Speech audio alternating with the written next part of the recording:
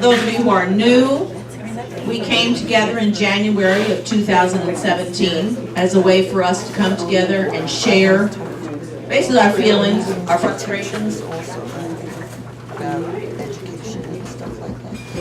and then we came more than that. We're now an information group. We find out all kinds of things out there that are going on and make connections with people. No matter where I go, I see somebody from this group that's also there. So welcome to all of you. You know, we're a chatty group, and we're very lucky to have many speakers like Jill who reached out to us and said, okay, I'm ready to come. I got a topic here that I need to discuss with you. So I'm very excited that Jill's with us today. I have with me today the newly released Corps of Guides. I brought these in last year. This is the guide of all the farmers markets in the area, the restaurants that use local, the brewers, the wineries that use local hops and grapes. This is also about all the different farms, all the places out there that you can go here in the Greater Cincinnati area. So this is a good guide. I went to the kickoff last week, and many of our friends, you know, Green Umbrella was there, which we saw them. Sustainable Cincinnati was there. So this is all part of the same thing, you know, using local. And there's actually a guide in here that talks about using food and buying food when it's in season, because that's a smarter thing to do. So I'll put these on the back table. I've got 30 copies, okay, and I'll put them up on the bar in the back. All right, Alberta, you ready to go? Yeah. This is going in and out. And I'm going to call you back.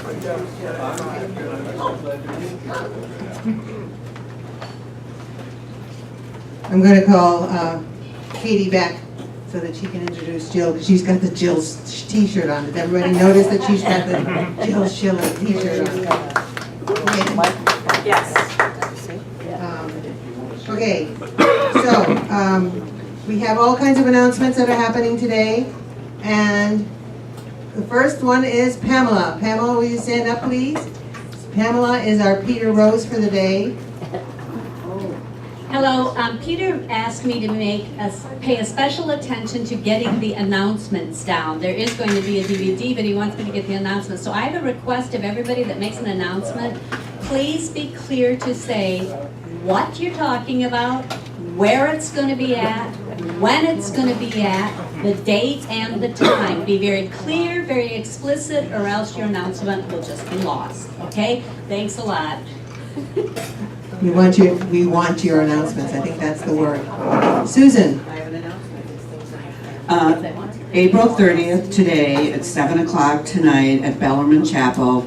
There's a lecture on immigration law. There's a lawyer coming in, I think, speaking about the Catholic charities and their role in the immigration process.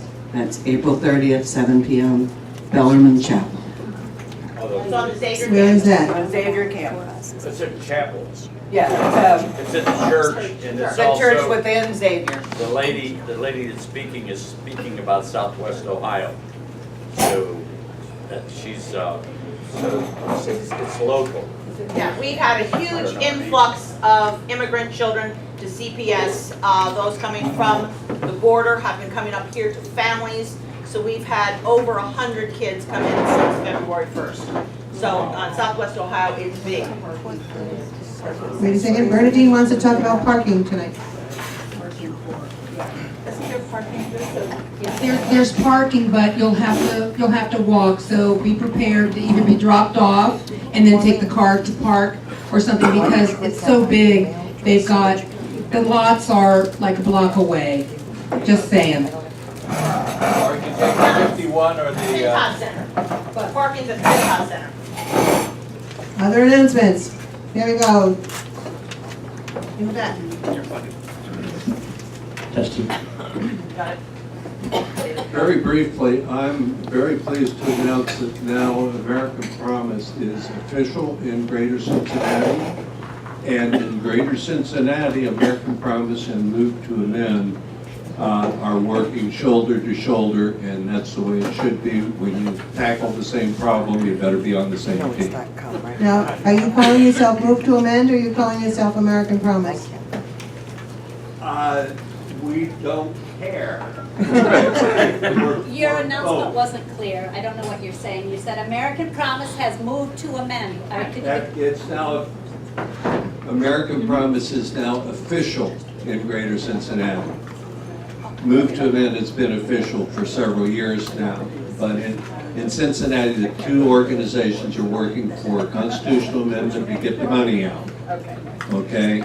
And we're working together in Cincinnati. There you go. John Ray Betch. Hi. Real quick, you can walk across the street. That's what we do because we volunteer at the free store. You can volunteer and pack packages. You can just call the free store on Tennessee or walk across the street and talk to them. But our group goes, just as a show you, we go once a month. We go on the second Wednesday at 5 o'clock. We usually pack around 1,000 weekend bags. I'll make it real quick. The weekend bags are for, our county's 65% poverty level.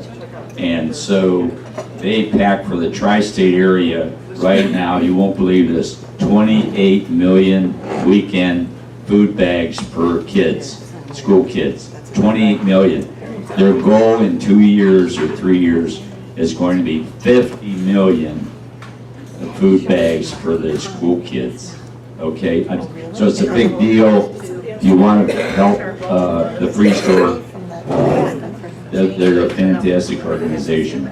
That's it. Okay, Marlena, why don't you take the mic for just a moment? It's right behind you.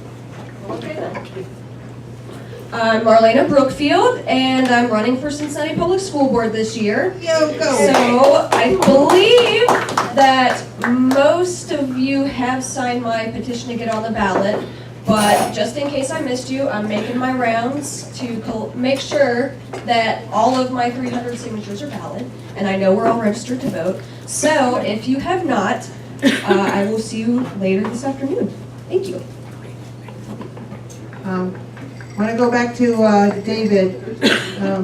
Raise your hand, David. David's going to make an announcement. David gave a wonderful talk on Sunday to Move to Amend or American Promise, whichever one it is. But he talked about getting fracking out of Colorado and how you get it out of Ohio. Go for it, David. Yeah, thanks. So on Sunday I gave a talk about standing up to big oil, big gas, wealthiest industry on the planet. It fit right in line with Move to Amend and getting big money out of politics. That presentation is available online through the For People's campaign of Southern Ohio, and Alberta, I think, was posting it to YouTube as well. It's on the counter. Oh, all I right. got the DVD right there. All right, well, I hey, made it. I put it on YouTube. I did. You can learn a little bit about organizing a bipartisan coalition to go after big money on environmental matters. Yeah. David knows how. Yeah, thanks. If Go you have for any it. questions about that, come up and talk to me. I'd be happy to talk to you. He's really good. Go for it, David. Other announcements? Jim and Martha.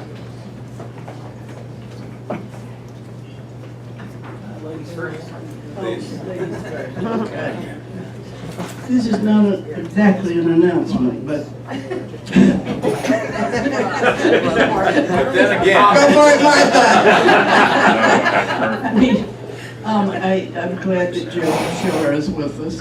But I just want to say before she starts, so she'll have an idea what some of us hope to hear about, is that we missed out on the blue wave. And what can we do about it? And I also hope there will be some discussion of whether the Democratic Party of Ohio should, or Hamilton County, should endorse people in a primary. That was a kind of a horrible thing for some of us. We wanted to see both Jill and Janet running in the primary, and we didn't get to. Well, I mean, they were both on the ballot, but the ballot tells us who is endorsed.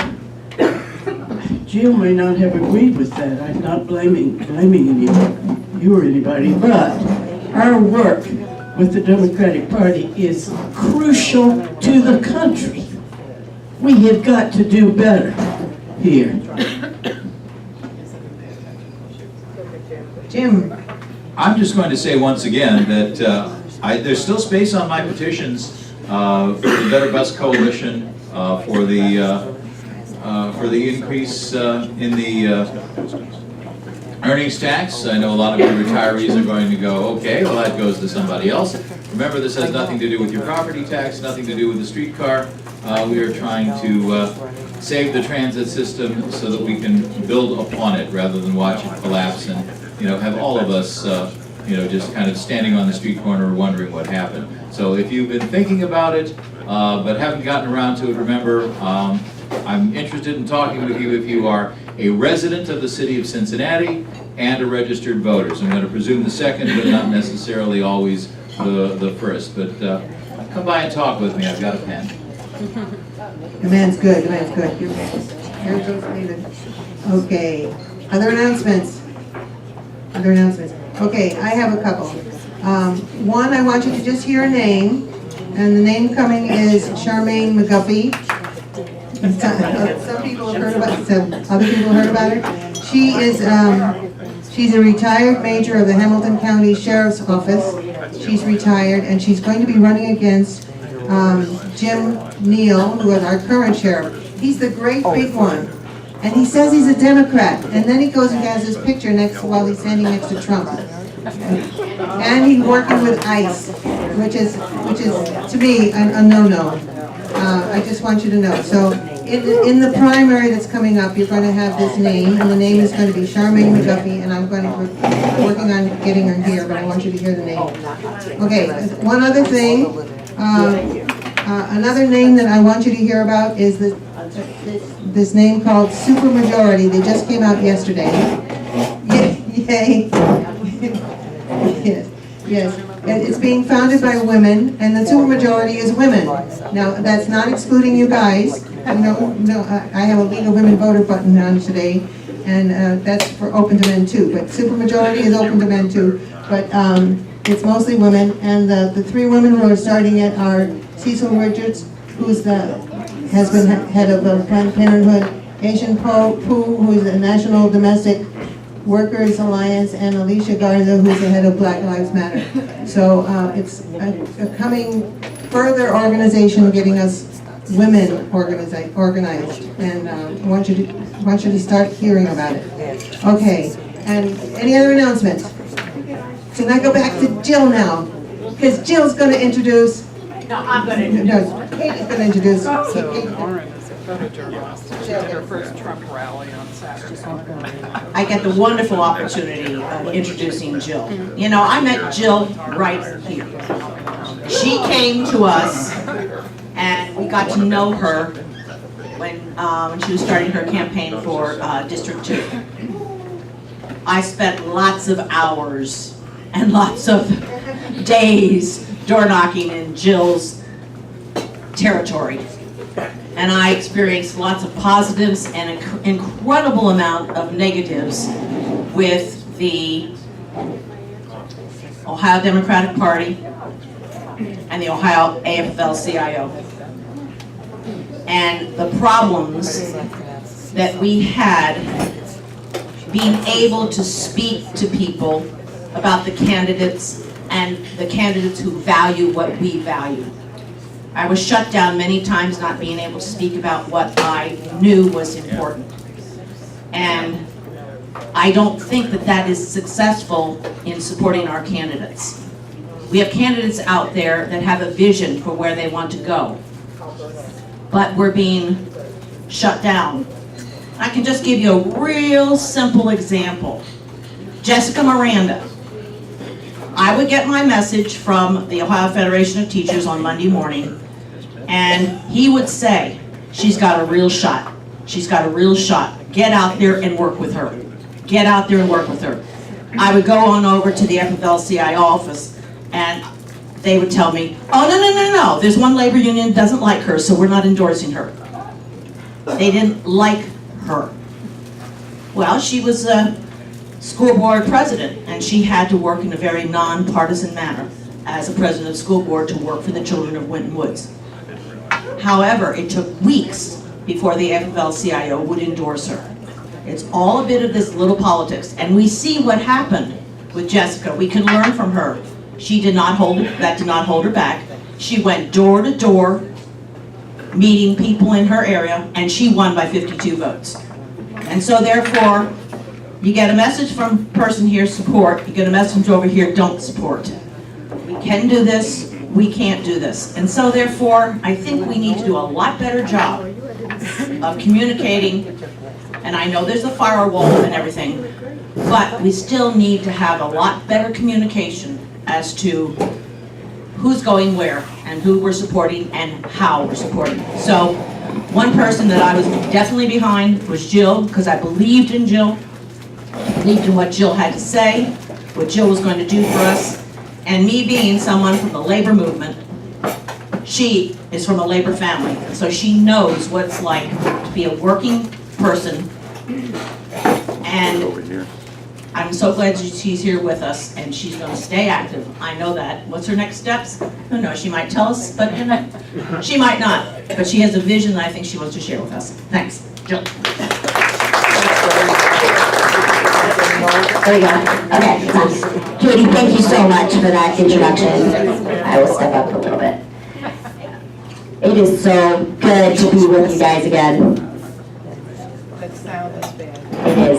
I got it. How's that? That's better. Okay. This is going very well. All right. First of all, I want to thank you, each and every one of you, for all of the hard work that you put into my race. I could not have done what we did without you. We did it together. We had the best turnout in a congressional in Hamilton County. We beat Brad Wenstrup by double digits in Hamilton County. Sadly, that is only one of 8 counties that I was running in. So this actually might be a segue to what Martha was talking about earlier. Happy anniversary. It's almost primary day anniversary. And, you know, I know that this was a very divisive topic throughout the entire thing, but I want to point that out again, that we had 8 counties for District 2, and I won Pike, I won Scioto, I won Brown, I won Claremont, I won Hamilton, and I won one more. I didn't win Claremont, hold on a second. Not Claremont. I lost Claremont by 86 votes. No, Clinton's not in the second. And I lost Adams County by 10 votes. Okay, so when we talk about the Hamilton County endorsement, any kind of determination, that's one county. And I was 86 votes away from, 86 votes away from a sweep of all 8 counties. And so I understand that there are people who supported Janet. I certainly appreciate what she brought to the table in terms of the discussion. But I won 6 out of 8 counties, but for, you know, I'd like to go find those 86 people and double knock their doors. And it would have been all 8. So in terms of the greater question of endorsements, for anybody who came in a little late, Martha had a question about pre-primary endorsements in general, county endorsements, and what we should do about them, how they affect races. And she wanted to know my opinion on them in particular. I really find that endorsements can be quite useful, but it really needs to be a case-by-case basis. For instance, I remember very clearly this time last year being at a Wyoming Democrats meeting, and there was a representative from ODP, younger guy there, and everybody in the room started to ask him, well, who, you know, look at the gubernatorial candidates that we have and how qualified they are and how talented they are. What does the party have to say about who we should go for? And this guy was trying 5 ways from Sunday to think of something to say. But the answer was only, we can't tell you that because you told us clearly you didn't want us to endorse. Now, in terms of candidates who are on an equal playing field, who have a lot to offer, who have the ability and wherewithal to win elections, I think that there's not much to be gained by endorsement. Let them battle it out.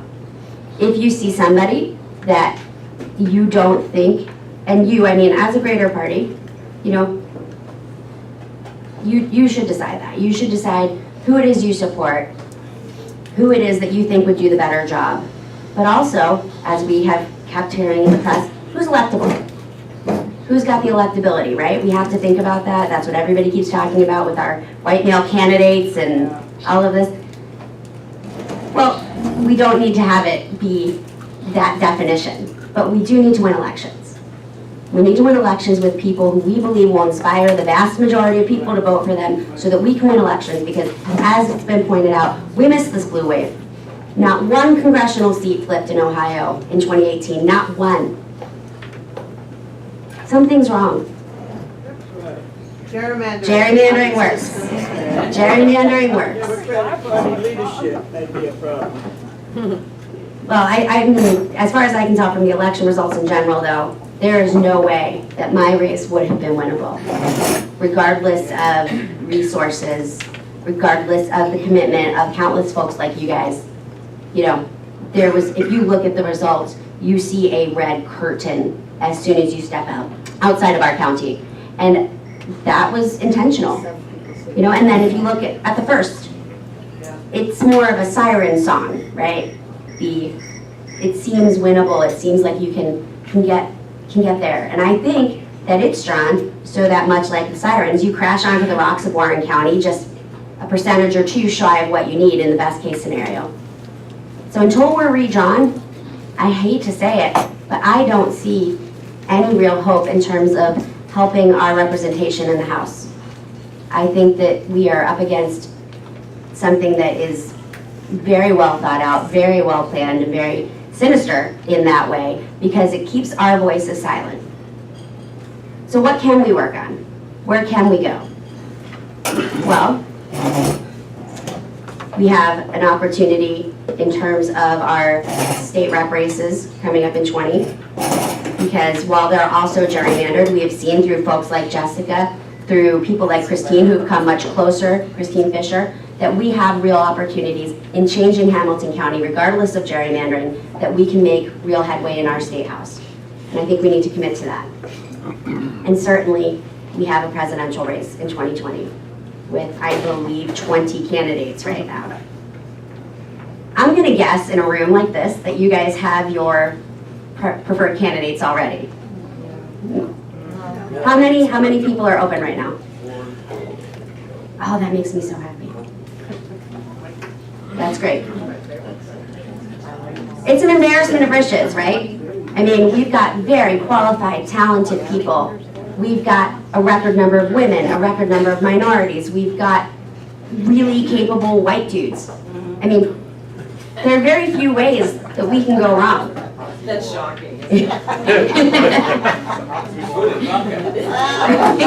Shockingly, thank you, white guys. We're so happy. But this is the thing. I mean, I think, and I want this to be more of a discussion and a give and take. So we are presented with this wealth of opportunity, and with people who we need to remember are 80% of the way on the same page. Now, as we get further and further along in this primary process, and we start making our decisions, we're going to passionately support our candidates. At one point, come next May, next June, next July, it's not going to be our candidate. It's going to be the candidate. And having lived through a primary process, I know how passionately people get behind their preferred candidates. I can tell you this, no one will succeed unless we can get behind that person 100%, even if they only agree with 80% of our values. And so I'm curious, since you are the activists, you guys get this work done every day. I'm curious to hear your thoughts, your organizational strategies, because I think that we have a real chance to stay positive, to talk about policy differences, and then to be able to come together better than we have after this primary, because it is going to be an uphill battle no matter who gets the nomination. But I also wanted to know, I know it says specifically 2020, we also have opportunities on the local level, which I wasn't planning on talking about, but listening to some of the questions and some of the comments, knowing Marlena is here, I think we need to talk about how it is that the Republicans have built their power structure. Because they built it at the school board level. They built it by winning these local elections that have low turnout. They start there. After school boards, they go to city councils, village township councils. They win the local elections and built a wall on which they could stand. And I think that while it is so important that we defeat Trump in 2020, it is more important that we look at how they succeeded and figure out how to do it for ourselves by supporting people like Marlena, other good Democrats who are running for these offices on our local level, in our local towns. Because if we don't build that bench and that support, we can win a presidency every year from here on out and it won't change a thing. The work is done on the ground. The work is done in the municipalities. And the work needs to be done by the people we choose. So I think that we need to think about this in a micro and a macro level. I think we need to think about how we're going to be best ambassadors for our beliefs, with our friends, with our neighbors, with people who may early on get on board with one candidate or another, who early on might decide that they are in a camp and can't support somebody else, because that's how we fall. But we also need to make sure that they're aware of elections like this year's, like our school board elections, like our municipal judgeships that are up this year, because nobody's paying attention. I think it doesn't matter, and it does. And so I think as much as we can, I want to see us be as activated this year as we were last year, as we will be next year. Because we need to get door knocking for our school board candidates. We need to be volunteering for our judicial candidates. Because without those offices, we won't be able to make a difference. So I was hoping to hear that we have some people ready to help organize some teams, some strategies to get people caring about these smaller races.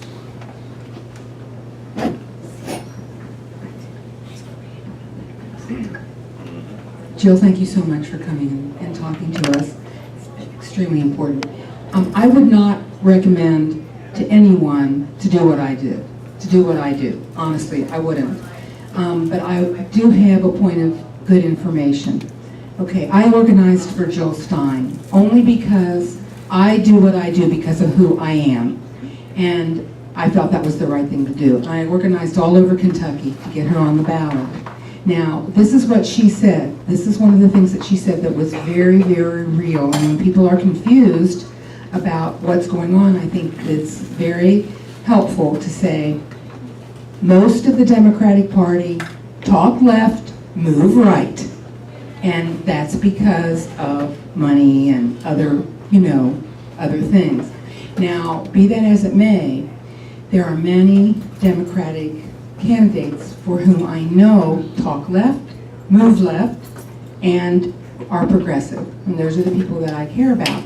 And those are the people that I vote for. And just as a point of information, I organized for Jill Stein all over Kentucky, Eastern Kentucky, all over Kentucky I went twice. And this is just a point of information because Kentucky went for Trump. And this is the reason why.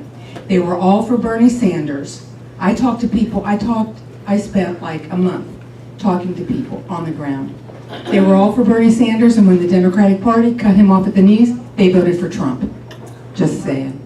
And I talk to these people, and these are good people. These are people that care about their kids, they care about progressive issues, they care about everything. But they were so sickened by Hillary and by what the Democratic Party did to Bernie Sanders. Now, that's all I'm saying.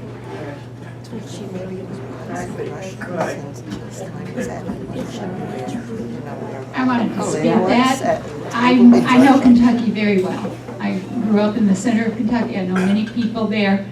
They are very right-wing. They absolutely would never vote for a Democrat at this point as a presidential candidate, no matter who you put forth. Now, and now they're paying the price. They're losing their health care. They've got a crazy right-wing governor who's taken everything away from them. Will they learn a lesson? I don't know. But to say that they only voted for Trump because Bernie wasn't on the ticket, Only the people I talk to. Yeah, I don't yeah, all of them. Only yeah. the people I talk to. I just don't buy it. I don't buy it. So I think this is, But beyond that, perfect is the enemy of the good. yes. And we have to get over this idea that if we don't get the perfect candidate, we're going to protest. The protest vote has lost us the election twice in the last 3 cycles.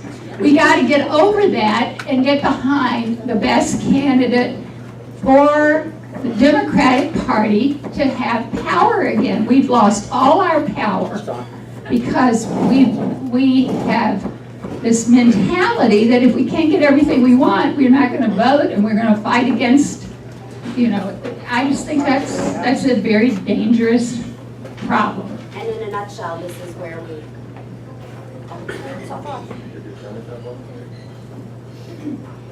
And this is it in a nutshell, right?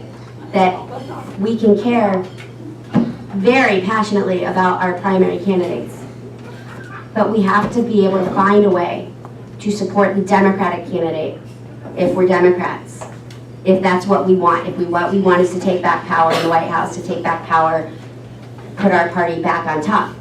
We need to be able to say, once the primary is over, that the primary is over. And this is where we are. And I think that it needs a commitment from us, from those of us who care, from those of us who pay attention, who do the work, that we will act as that ambassador for our candidate. Right now, this is the time to have that discussion. This is the time to support Bernie, to support Beto, to support Kamala, to support Pete, and to wear that as proudly as you can. But no matter who it is, after that convention, we need to wear that and wear it proudly. Because if we can't be 100% behind our candidate, people sense that, and we will fall again. Thanks, Jill, for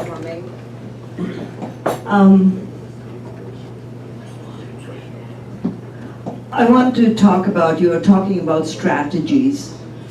One of the things that Alberta said, this new, what opened up yesterday by yes, supermajority. I think that is a great step.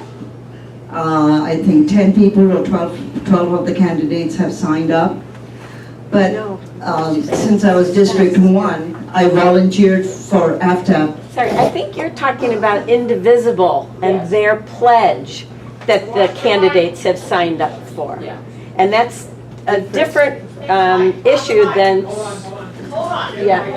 Oh, okay. It's like... Oh, okay.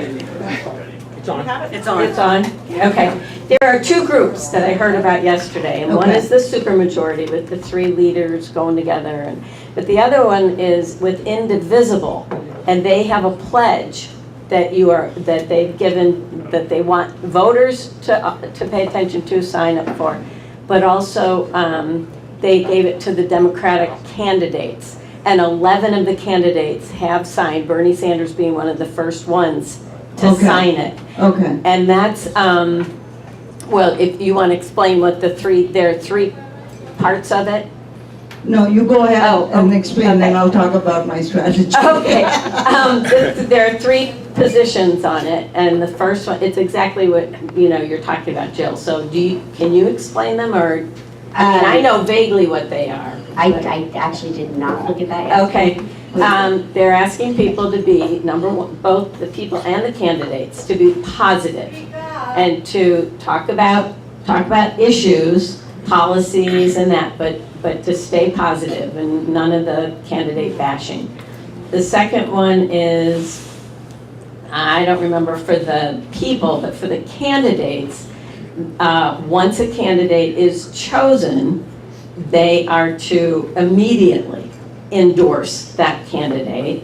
And the third one is that they are to do everything, make themselves available to that person's campaign and do everything they can for that person. So I know those better than what the voters are very similar, other than, endorsing and that, but to work for that candidate and to be supportive and positive. Yes. So. I just looked it up.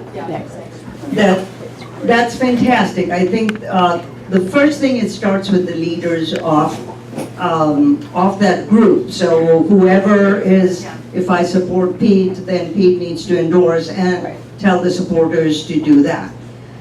One of the small things, since I volunteered for AFTAB, as people know, West Side is very red, and Green Township is also very red. So I chose to volunteer to be the precinct executive, unofficial till that time. But I knocked on doors and I said, I'm your volunteer precinct executive. And I knocked on every door, red and blue.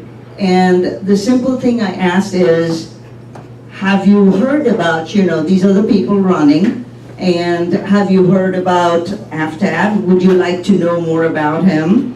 And I would take the whole slate, the Democratic slate, and talk to them. It was only one person. It included my neighborhood and 3-4 other streets. Only one person was rude to me. But other than that, I would say, you have a right to if anybody started being rude, I would say, you have a right to your political views. You don't have to be rude to me. I asked you if you wanted to hear. And if you said no, I would walk away.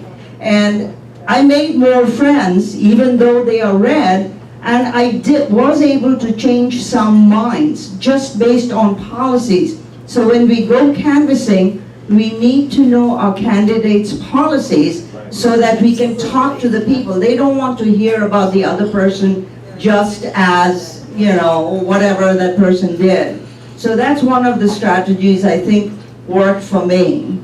And it'll start at this lower levels till it goes to the general election. I think that's exactly right. Engaging folks where they are and being able to draw the connection between your candidate's policies and how it will affect the voters' lives. Because I think that there are so many people who have been so turned off by what they perceive as a lack of a connection there. What happens in Washington is bad, and it's stressful, and it's troubling, and what does it have to do with me anyway? Well, at the end of the day, we know what a danger point we're at right now. The folks who live under authoritarian regimes, they don't live in misery. The sun comes out, they go to parties, they have drinks with their friends, they go on vacation. There's nothing that is visibly different in the mainstream, in the living of your life. It's on the edges. It's the political opinions. It's wondering about what's happening versus knowing what's happening. It's about having a say in what happens and being careful about what you say about what happens. And so for many people, I think that there's a disconnect there, that they don't perceive that danger because everything seems the same for them. And they don't perceive a connection to folks in Washington because they don't understand the effect that these policies will have on their individual lives. And so I think making that connection and making those points clear are key to helping people understand that truly our party has their best interest at heart. And again, we're not going to get everybody. This focus on the Trump voter and how do we bring them all back. We're not going to bring them all back. We just need 2 or 3% of them back. And I think if we commit to knowing our candidates' policies and drawing those connections and studying up on how best we can talk about them, that we'll be able to get that 2 or 3% back.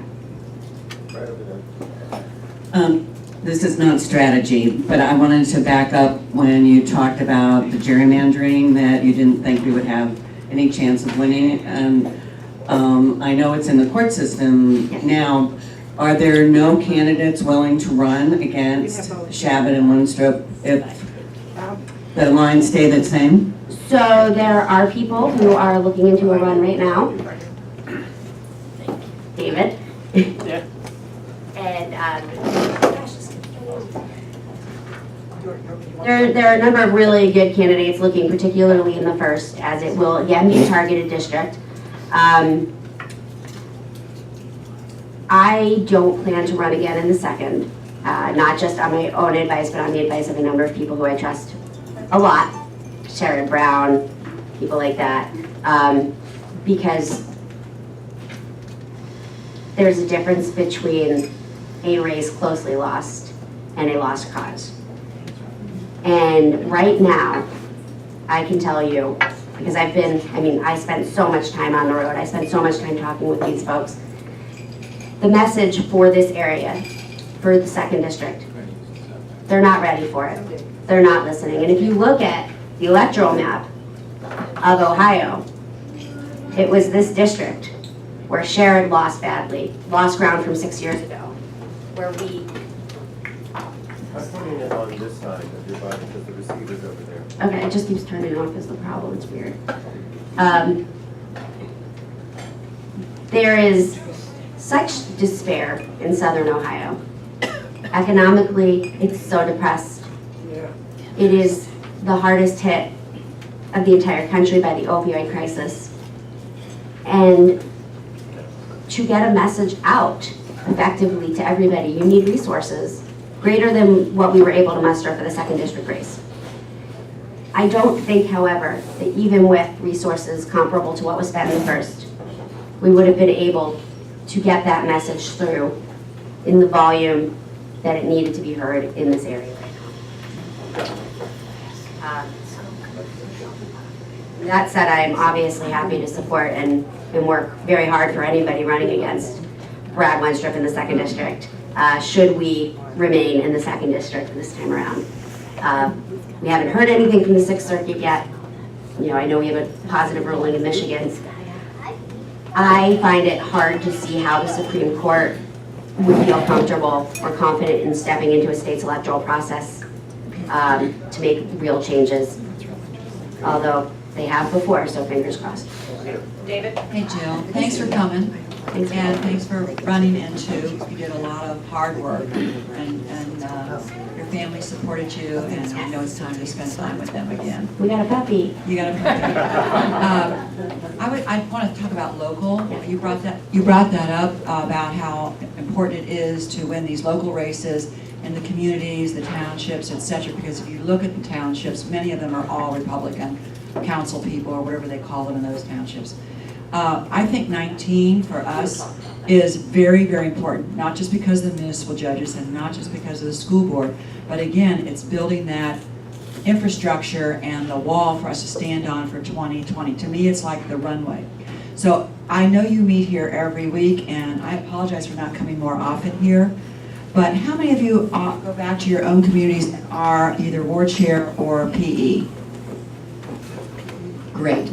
If you don't know your ward chair, please call Eddie Davenport and find out who your ward chair is, and call them and ask how you can get involved. Because Jill is absolutely right. The leadership, if you look down right now and look at your shoes, that's where the leadership is. It is the feet on the ground.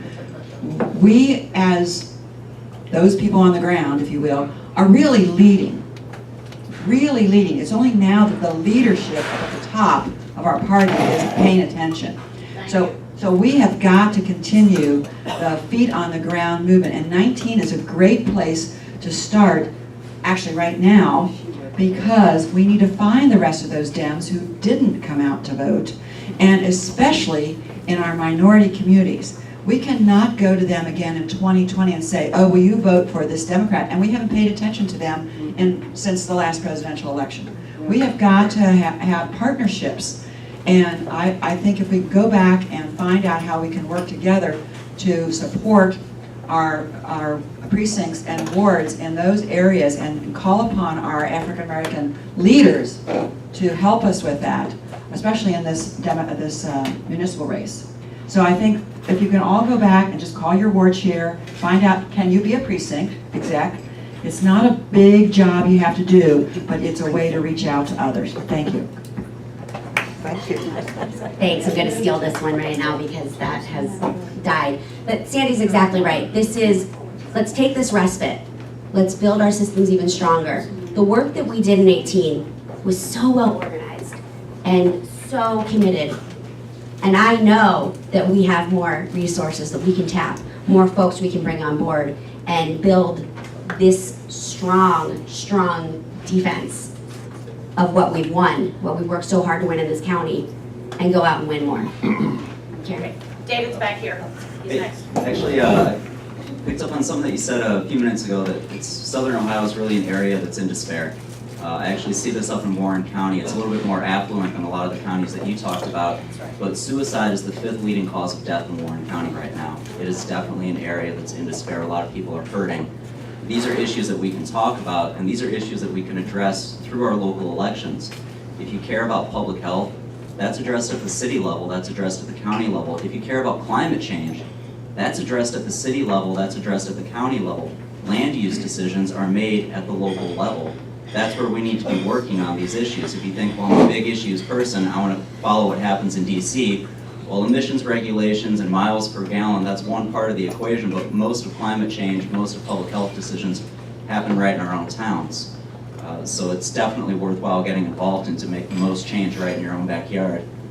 Now, a question that I have actually goes back to the primaries.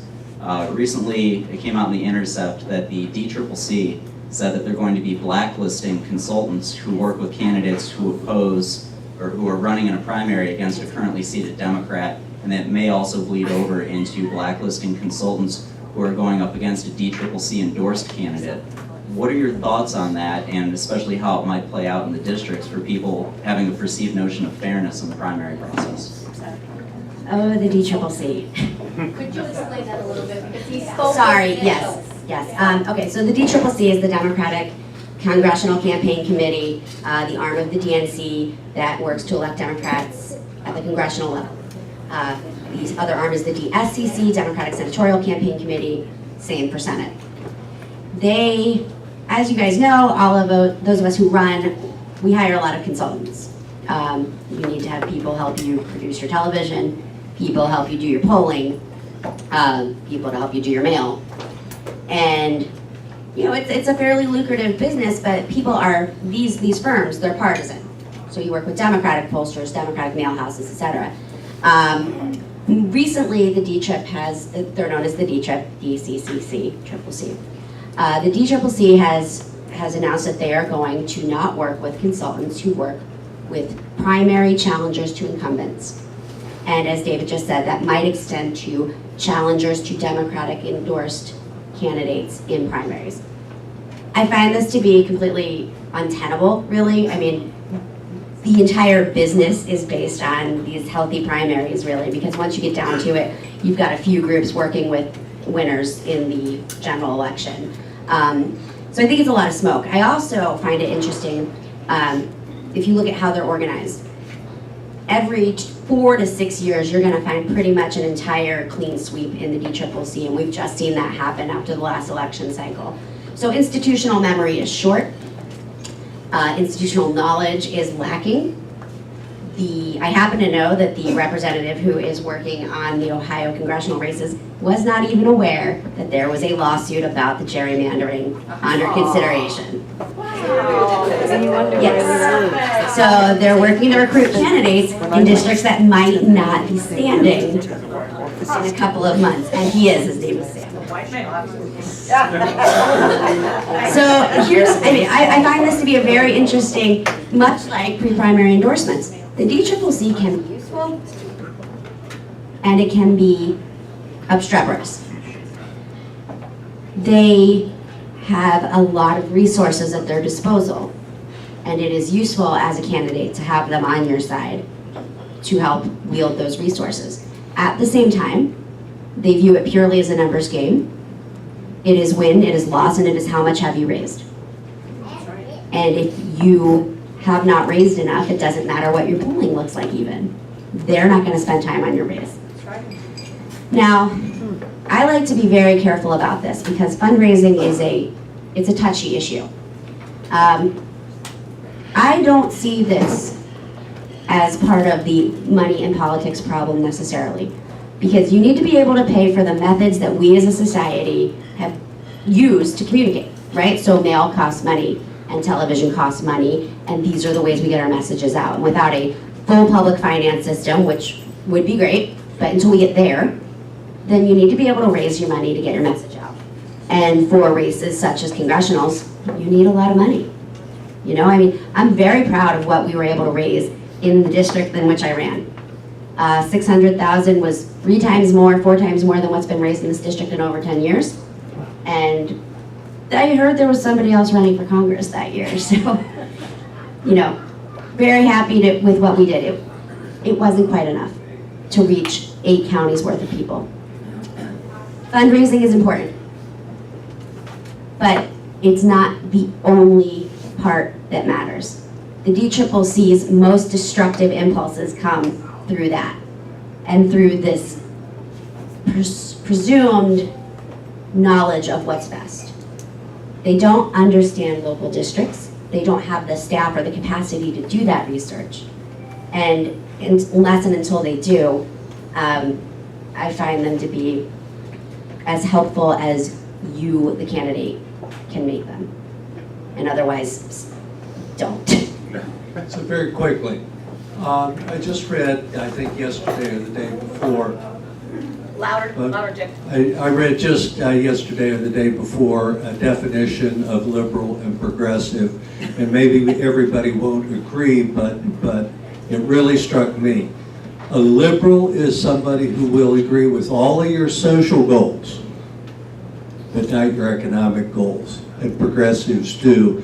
And I think that is right at the heart of what happened with Bernie. He brought that whole thing alive. He was a voice crying in the wilderness. This time around, listen to the new candidates. They're all putting it right at the top. They're talking about the bread and butter issues and money in politics. Even Nancy Pelosi, can you imagine that? So we don't want to, you know, that I think is, if you want to motivate your people, talk about those issues and they'll be motivated. I may not need the mic, my voice is pretty loud. We can't hear without it. So getting back to strategy and how you win on the ground at the local level, I know I've heard a little bit on NPR about Republicans have gotten very good at defining what is the one issue at the local level. And that issue may have nothing to do with this broader, you know, economics, environment, whatever it is that we're all sort of thinking about and talking about and care passionate. It could be about the new sheriff that's coming on board or something with the school district. So what is our ability to get that laser focus? Because this is how they are winning on the ground in small races. And then secondly, is there anything in that vein that you learned from District 2 that sort of tends up to any type of universal issue? Because I think sometimes what we think it is, it's not what it really is that's going to get it to win. Right. Because it's about winning. So I think there are a couple of different ways to look at this. And first and foremost, I think we need our candidates to stop being afraid of taking specific policy positions. If people don't know what you're for, then they're going to find it really hard to get behind you.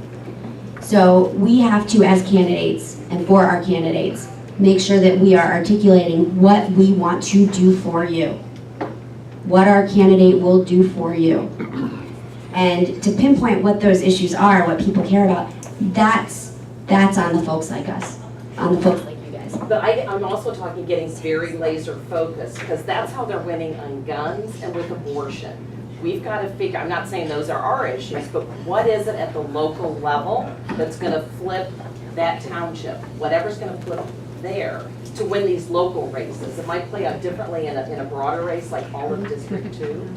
But Yeah. are we trying to work that strategy? Because I never see or hear anything like that. No, and actually this is interesting because I think Sandy, working with Bonnie Dunkelman, they're trying very much to start being able to pull us together to share our community issues so that we do know what those community hot buttons are. And then find the one thing. If Right. there is a one thing, and there usually is. Well, Yes, whatever it is for that area. Let's explain to people what tax abatement does to us.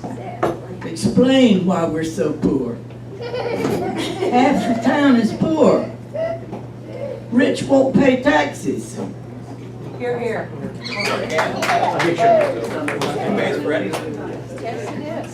No, we're over here.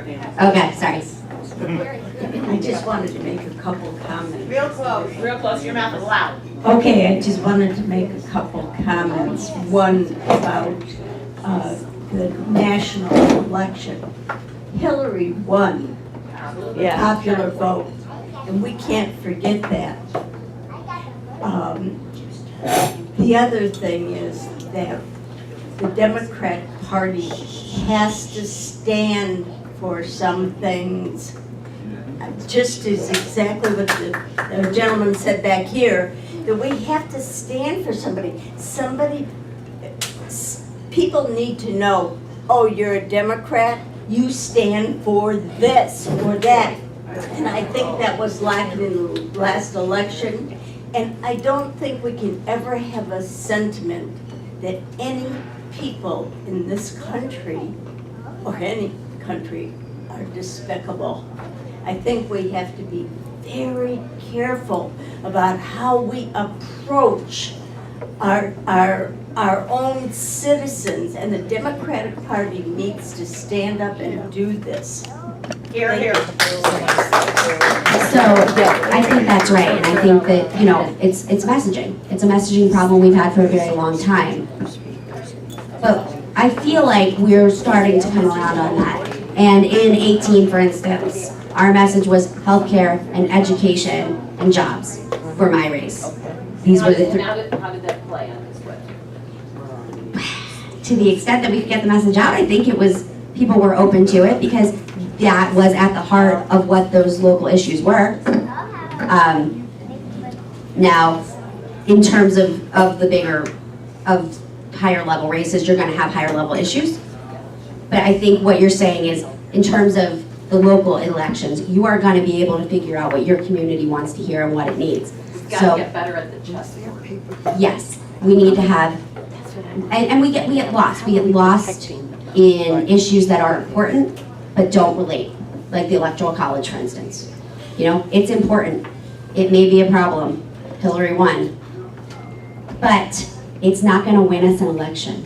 It's not gonna fire up the electorate to vote for our candidate. People wanna know who is going to make sure that they can afford health care if they get sick. People wanna know who is going to make sure that they are getting educated for the new jobs and what's going to happen in terms of this new AI revolution. We say Medicare for all. No.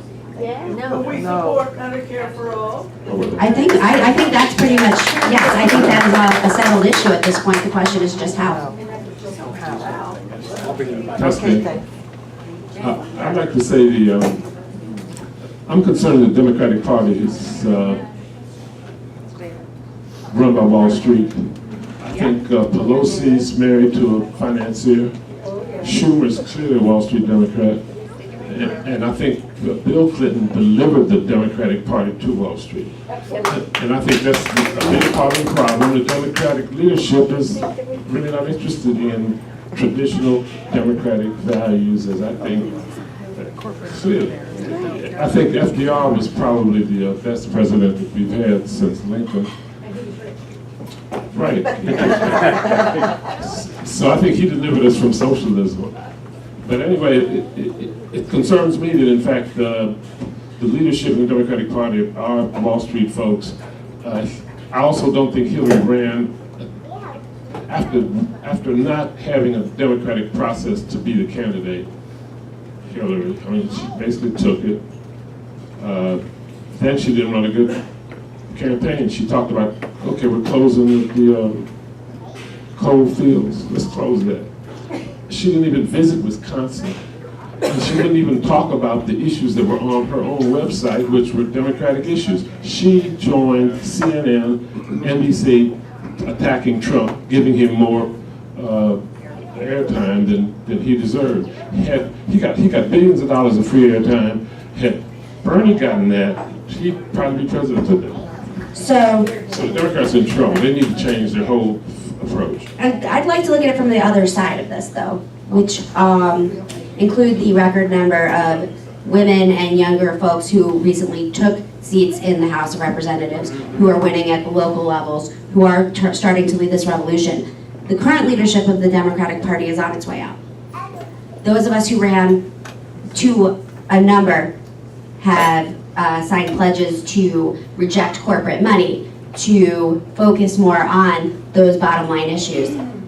I hear you on Hillary. I don't know how productive that conversation is going to be to us right now, because she's not running. She won't run again. And just not, well, but this is what I'm saying, we're already not doing that though.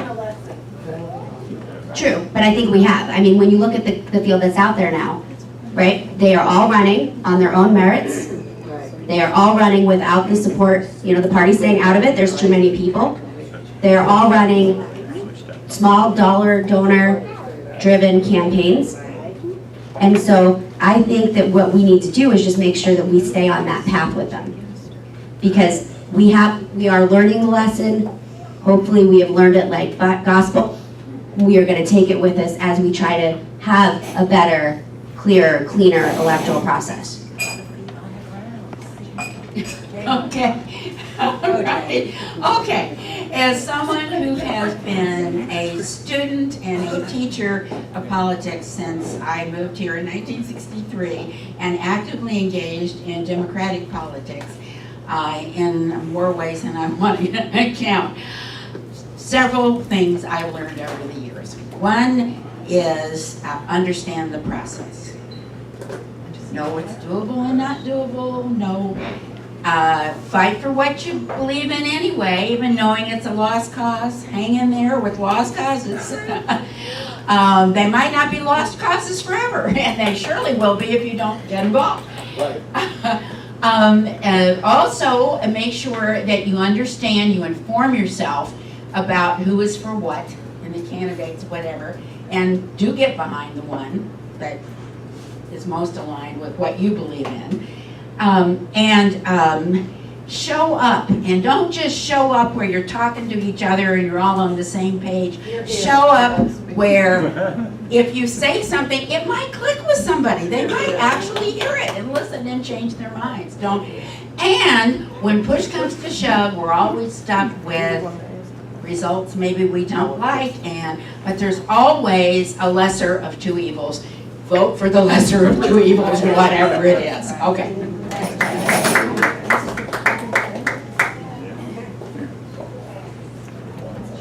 I am concerned as a new person here whether the ballot is protected.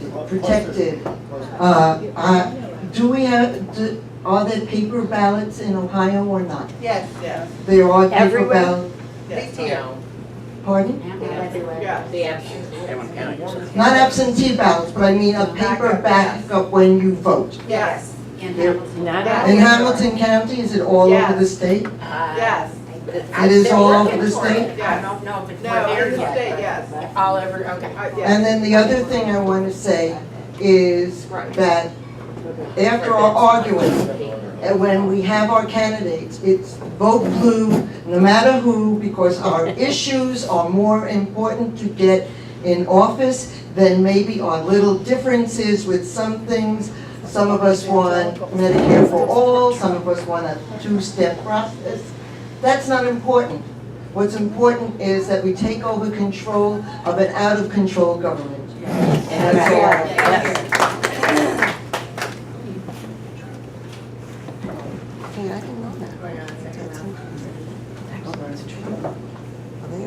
Would you tell us, is there any way for us to communicate with the Ohio Democratic Party?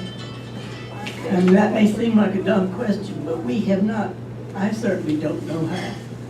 So I think the best and quickest way would be to start with your county party and working with Hamilton County, especially under the new leadership. They certainly can help channel your messages and pull them together so that it's a stronger message, because I understand that there are a lot of people who have opinions about how things are going in Columbus right now. Oh my God. Yeah, David will talk. That's true. So Jill, I know everybody has something. I'm curious, the party seems very smokestacked by county. So what opportunities do you see for us to be more connected across county lines so we can be more coordinated and also be more strategic, and where people are willing and there's the opportunity to deploy resources from bluer portions of the district to redder portions and help get more support? Because I think one of our problems is we're all talking to people who are a lot like us, and we didn't need you to win here. Do you know what I'm saying? Because you were already going to win. So how do we make the best use of that and the best coordination? So I think that what would be really effective and efficient would be for the leaders of all of these fantastic individual groups, Greater Cincinnati Democrats, Mount Adams Democrats, Blue Ash, to join together to do outreach to the folks in charge of the Warren County social groups. So not just the Warren County Party or the Franklin County Party, but to talk to the folks who are doing the work on the ground and build those relationships among the leaders of those groups so that you can figure out quickly what's needed where and start that response. Because this is the one thing that we're doing again. The party is us. We are the party. If we're not for something, be loud.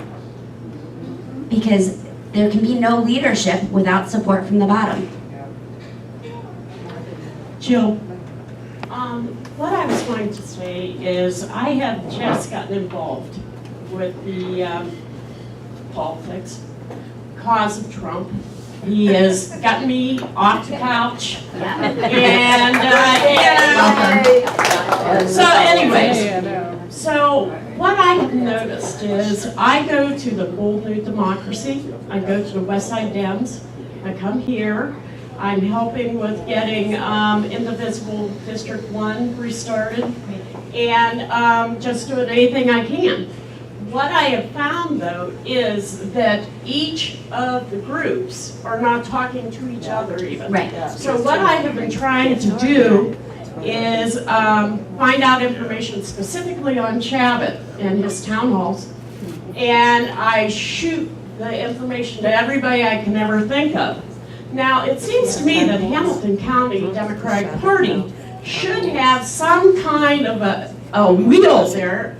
It's like we got a lot of spokes and we have no place to send it. And it seems to me that somebody should be directing this, that it shouldn't be the little guy like me that's trying to sort of bring the groups together. Who's doing it, not you? Right. Sandy, do you want to adjust this one? It is the little guy. It is us little guys. And that goes back to the too much money or Wall Street in it. It is us little guys. Now, I agree with you that we have groups out there that are or are not aligned with or have a ward chair or PE in their structure, okay? So I would love to see, and maybe Jill would lead this charge. I've talked to her about this in the past, maybe along with Ginger Bach, maybe with Pavan, I'm not sure who else.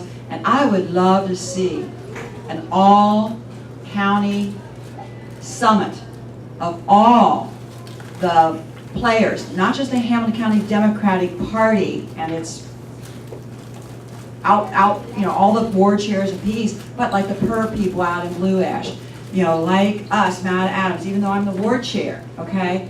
And then you, I don't know if you're a PE or a ward chair, it doesn't matter. It doesn't matter. You're trying to start something. I would love to see an all Hamilton County giant summit, maybe at the convention. I'd scare the bejesus out of those Republicans if we did this. Oh, absolutely. Well, I disagree with Jill. I disagree with Jill in the fact that, we have to wait until the gerrymandering is taken care of. We have got to hold Chabot accountable for what he is saying.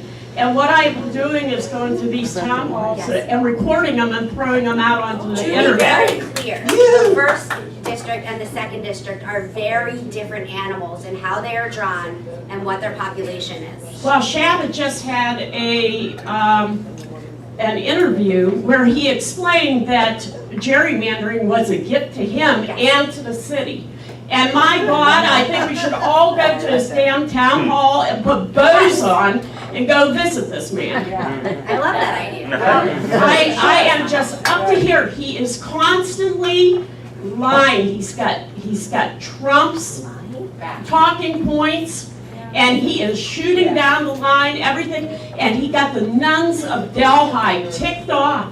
And 8 of them showed up at his office on the following Tuesday after his meeting. And so I am now trying to work with the nuns to see if we can get that work. Okay, listen, if Jill isn't smart enough to run out of here, you may come and speak to her individually at the end.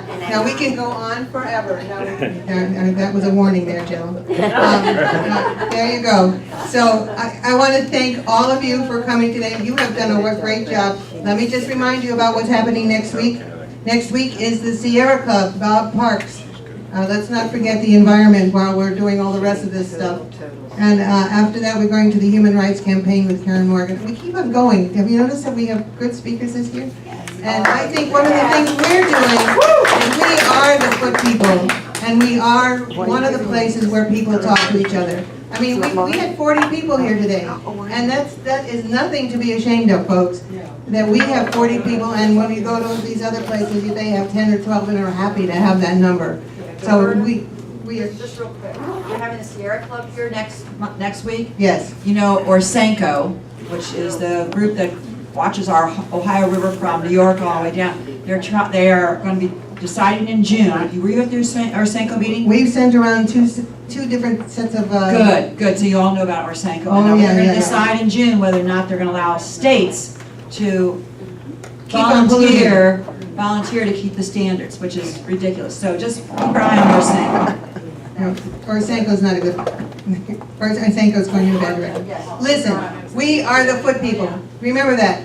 As you go out the door, remember to watch your feet. You are the crew. Thank you for coming. Come on back because we got more waiting.